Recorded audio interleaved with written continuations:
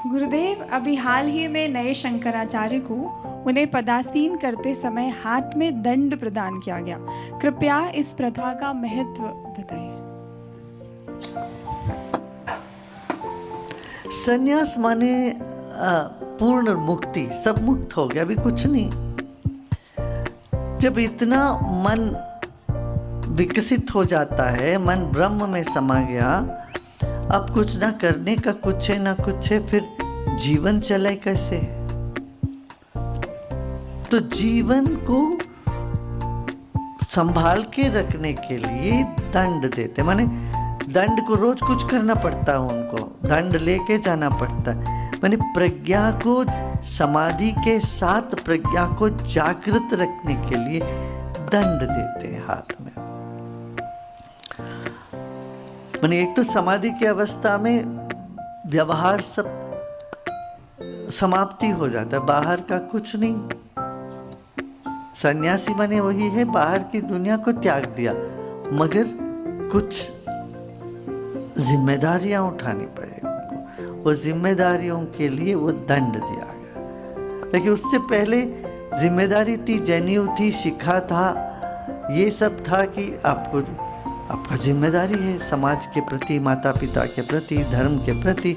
संन्यास माने सब पूर्ण हो गया, वो सब निकाल दिया। ना जनेऊ, ना शिखा, ना कुछ, कोई नियम नहीं है, कोई कानून है। सन्यासी मुक्त हो गए स्वेच्छा से। ऐसे इस अवस्था को भी समाज में और बड़े जिम्मेदारी के साथ चलना है और कुछ करना है, इसीलिए दंड दिया गया। वो दंड क्या है? नारायण दंड कहते हैं, नारायण स्वरूप। जैसे तुम नारायण स्वरूप हो और तुम्हारी नारायण स्वरूप, दंड में भी नारायण का स्वरूप है। तो फिर उसको लेके चलना माने फिर इस दुनिया में काम करते, फिर इसलिए दंडी बोलते, दंडी सन्यासी। तो दंड लेके चलते हैं माने कुछ करना है, वो होश में रहता, होश बनाए रखने के लिए वो दंड है, और जिम्मेदारियों को निभाने के लिए दंड है। जबकि कोई जिम्मेदारी नहीं, फिर भी है, ये है छोटी जिम्मेदारी, कुछ नहीं, माता पिता के लिए कुछ नहीं, अपना धर्म का कुछ नहीं, अपना स्वार्थ नहीं, परार्थ नहीं, कुछ भी नहीं।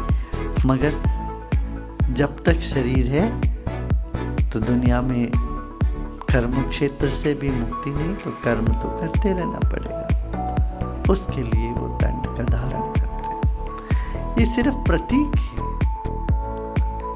उससे ज्यादा कुछ नहीं, प्रतीक सिर्फ। और ये परंपरा, गुरु ने पकड़ा, उन्होंने अपने शिष्य को पकड़ा दिया, फिर और शिष्य को पकड़ा।